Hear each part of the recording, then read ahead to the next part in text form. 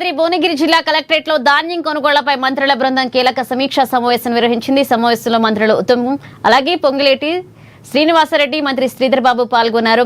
క్షేత్రస్థాయిలో తామంతా ధాన్యం కొనుగోలు కేంద్రాలను పరిశీలిస్తున్నామని, తమది పూర్తి స్థాయి రైతు పక్షపాత ప్రభుత్వం అంటూ మంత్రి ఉత్తమ్ కుమార్ స్పష్టం చేశారు. చివరి గింజ వరకు మద్దతు ధరకే కొనుగోలు చేస్తామని, అకాల వర్షాల వల్ల తడిసిన ధాన్యాన్ని సైతం కొంటామని రైతులకు భరోసా ఇచ్చారు. ఇక దేశంలోనే అత్యధికంగా వరి పండించిన ఘనత తమ ప్రభుత్వానిదే అంటూ ఆయన పేర్కొన్నారు.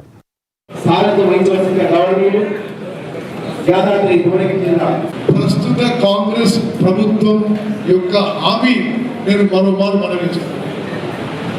ముఖ్యమంత్రి రేవంత్ రెడ్డి గారి నాయకత్వంలోని ప్రస్తుత కాంగ్రెస్ ప్రభుత్వం రైతు పక్షపాత ప్రభుత్వం. ఎన్ని ఇబ్బందులు వచ్చినా,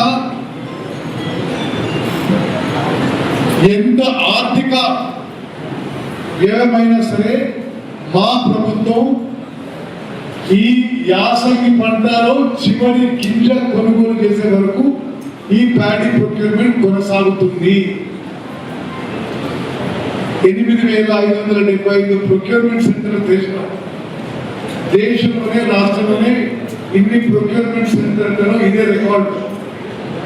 ఈ రోజుకే 58 లక్షల మెట్రిక్ టన్నుల వరి ధాన్యం కొనుగోలు చేస్తున్నాం. ఇంకొక 16-17 లక్షల మెట్రిక్ టన్నులు వరి ధాన్యం ఈ యాసంగి పంటలో కొనుగోలు మరి చేయాల్సిన టార్గెట్ పెట్టుకొని ముందుకు పోతున్నాము.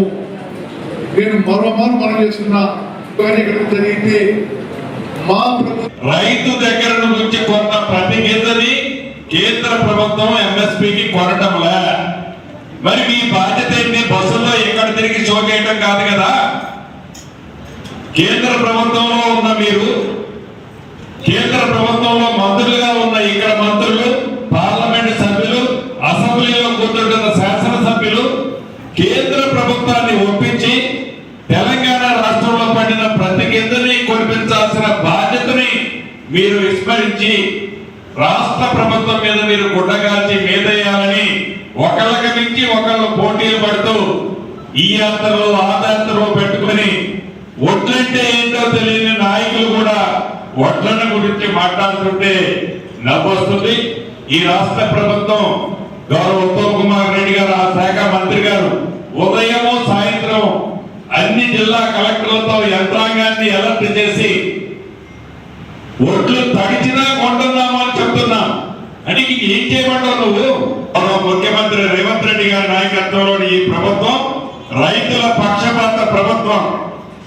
ఎవరో చెప్తే ఇది మీరు చెప్పిన మాటనే ఇంప్లిమెంటేషన్ చేసే ప్రభుత్వం కాదు.